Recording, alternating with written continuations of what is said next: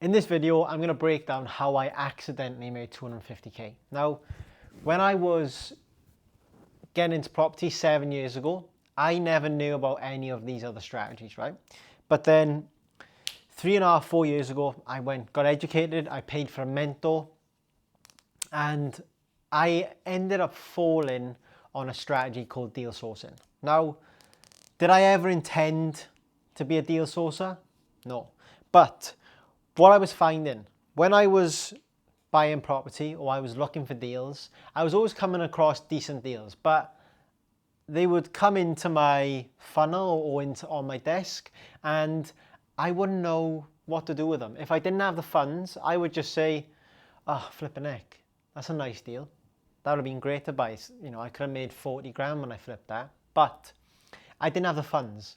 So that's when I started deal sourcing. And for those of you who don't know, deal sourcing is a strategy where you find a property deal, package it up, and then you sell it on to an investor for a fee, typically from £3,000 to £5,000. So going back 4 years ago, I was obviously driving taxis at the time.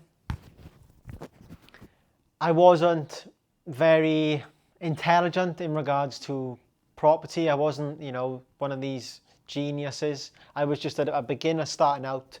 I had a couple of properties, or one property at the time, and I was trying to, better myself, right? But then when I realized that I could get paid anything from 3 to 5k a deal, that seemed very attractive to me at the time. Obviously driving taxis, 500, 600 pound a week tops. By the time you pay the tax man, etc., you're not earning very good money, right?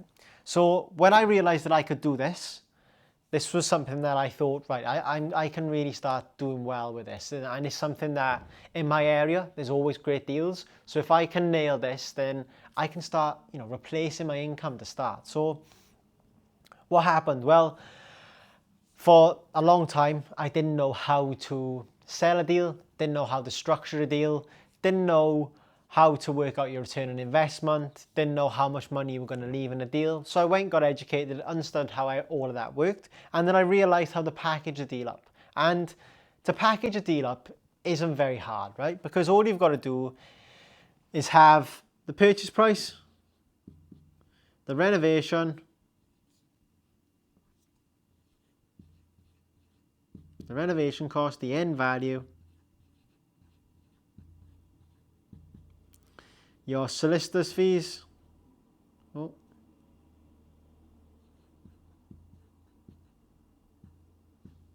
spellings all over the shop here, whatever that says, solicitor, your stamp duty,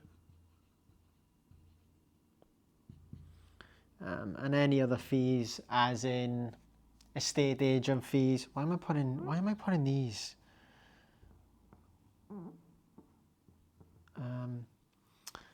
Agent fees. So if you're buying at auction, or if there's any fees when you're buying the property through an estate agent. And then if you had to, you could put like broker fees if someone was going to use bridging or they were going to use your solicitor. And you would basically just fill this out in this format. You'd obviously have your fee on there as well. So sourcing fee, 3k. And then you would put that into a little investor pack. You can make it fancy if you want. I was never a magician on Canva. I used to actually get my mate or business partner, now Max, to make me up a Canva. I would send him over all these details. He would go away, do the Canva for me, and then I would then present it to investors. So what else was in the investor pack? Well, you'd have comparables of other properties in the values. So this would basically solidify your figure as an end value, because if you were saying it was 200k and there was one on the street or two on the street that sold for 140k, then that's not really going to jump with your claim, right? So, but if there was comparables that were 195 or 210, you know, and you went for 200k, then that's going to back up what you're saying, right? So comparables are in there. You'd also have, you know, the size of the property, the EPC. You would also have in there amenities. So amenities, however you spell it, spelling's not great. So where the property is there hospitals? Is there a university nearby? Is there a theatre nearby? There's loads of stuff that you can put in there just to say where the property actually is. And then you would also add photos into the investor pack. You'd send it over to an investor, see if they like it. Then obviously you'd have a conversation with them on the phone. If they wanted to have the property details, as in the address and stuff like that, a lot of people will make you sign, or a lot of sources will make you sign a thing called an NDA, which is a non-disclosure agreement, where you will basically sign it and say, yes, I'm happy to have the property address, but I won't go behind your back or the source's back and try and buy this property for X amount and miss you out. So a lot of people will make you sign that, or sources will make you sign that. I never really used to, right? Because what I found is if an investor wanted to work with me long term, which is what I work with all my investors long term, if they wanted to work with me long term, they wouldn't try and go behind my back and buy a property, you know, because at the end of the day, if an investor is going to actually go and do that, then that's not someone you're going to want to work with long term. And also, you know, if you're going to be managing the renovation and everything like that too, they're not going to have a team in the area, or they may not know anyone in the area that could run that, right? So I didn't used to send them out, but I can understand why people do, because you can get burned. But I never used to send the address out straight away. I would only send the address to investors that were serious. So in the investor pack, this is what you would have. You can obviously jazz it up and everything like that. And basically what happened with me was I struggled to sell my first deal for about 9 months. And I was viewing properties vigorously, aggressively viewing, always ringing agents, keeping track of every agent I spoke to, every property that I seen, you know, following up with them in 2 weeks. Has this property sold? What do you think? You know, was my offer still on? I don't know, Jordan, you're, you know, 20k underneath what we've got it up for.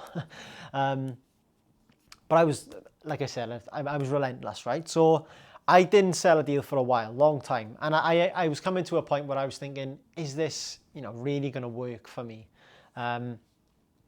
People around me, like my dad was, I'd be working on the taxi in the day, he'd come home in the night, obviously working, and my dad would say, oh, any deals sold yet, boy? And I would be like, no, not yet, but I'm going to sell one. And he was like, yeah, you will. And I don't know whether it was just him trying to give me confidence, but he'd always say, you know, near enough every other day, sold a deal yet? No, but I'd still be upstairs working, going through courses, going through material, making a list of estate agents that I could ring. But then after 9 months, boom, cracked it. Made 3K. 3K, boy. So I sold the deal to an investor, probably my worst deal that I've ever sold. I've got a video down below on the channel about what actually happened with that.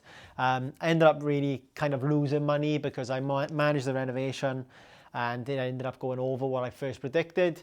But yeah, that was my first sniff, and then that was my first bit of hope really and confidence to say that an investor wanted to give me 130k or whatever it was. So, you know, I'm doing something right. I'm putting myself out there. I'm starting to get around more investors now. More investors are going to start to speak to me. I can use this as get a testimonial from the investor and try and push myself, even though, you know, everything went fine with the investor in the end, but we did have a few hiccups. But yeah, sold my first deal for 3k, and then, you know, really started to scale from there. Then I sold another one a couple of months later, and then, you know, I put my price up to 5k, aggressively selling deals 5Ks, buy refurbish finance, and obviously flipping deals.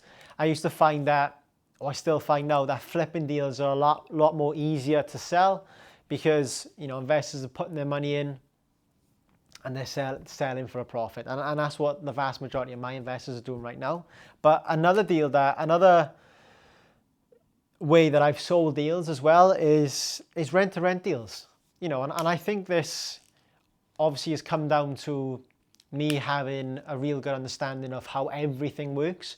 Instead of me just coming in and learning about how to do buyer refurbished finance or how to flip a house or how to do rent-to-rent, instead of me just focusing on one, I spread my wings and kind of went for them all. So now, whenever an opportunity comes, I can make money from it, because if a rent-to-rent deal comes up that I like, I'll take it on myself. If there's a deal that comes up or rent-to-rent deal that I don't want, boom, I'll package up and I'll sell it on to an investor.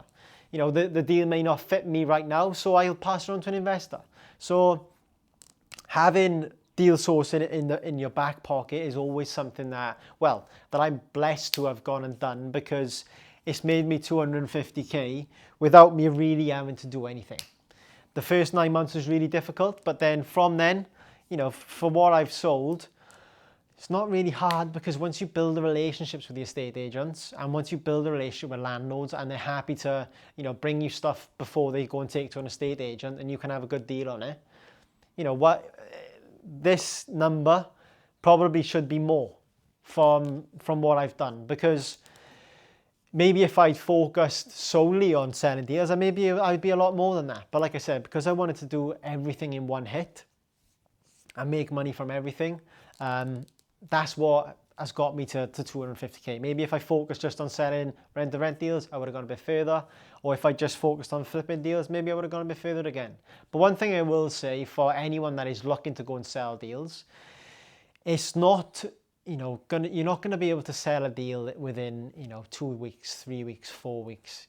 It does take time, especially if you're going to go and sell rent-to-rent, buy refurbished finance and flip deals. So if you're going to sell them sorts of deals, it does take time. Why? Well, because if you've got an investor that's going to come and give you 150k and you haven't done a deal before, a lot of investors will just be wary of you and just think, I don't know if I'm going to trust him. I'd rather go with someone that's done it for a little bit longer and has a little bit more credibility and a reputation to go and do it. But you may fall on an investor that goes, yeah, this is a lot of money, but I actually believe in you going and doing this. Similar to what I had. And I spoke to an investor over the phone, and they seen me on social media, they liked what I was doing, and they said, look, Joan, yeah, we're happy to invest. So as long as you are someone that is, you know, doing the work, and you can back the work up with the contacts that you have, and obviously if you are trying to push it on social media and stuff like that, you're showing up every day, you're showing people, you're giving your opinion, you're documenting your journey, then people are going to take notice and people are going to want to work with you, because there's probably people around you right now that are really interested in property, and they may have 150k, or they may have, you know, 100k or 70k. And if they don't have time to go and find a deal, then you can just go and find it for them and sell it to them for a fee. Even manage the renovation. And something that is another bit of sauce that I'm going to add here, right? Probably why that's, you know, not huge to what it should be. The way that I've worked with my investors is I've usually sold them a deal. So I sell them a deal, 5k. Depending on whether we have a project management fee or not, whatever, that's fine. But I'd usually sell them one deal, and then the next deal would be JV. So they'd sell one deal, or they may buy 2 deals depending on what they like or what they are like, and I'll always drop this in so that they've been through a deal with me, they've seen that I can manage a renovation, they've got the result they want, they've just sold the property and made 35 grand, or they've just refinanced the property and left 15 grand in the deal. They're now going to run it as a serviced accommodation unit, which we are now going to manage as well, because we've got that up our sleeve. But then what I would then pitch to them is, we've done a couple of deals now. If you want to continue with us or continue with me, let's joint venture and do a flip.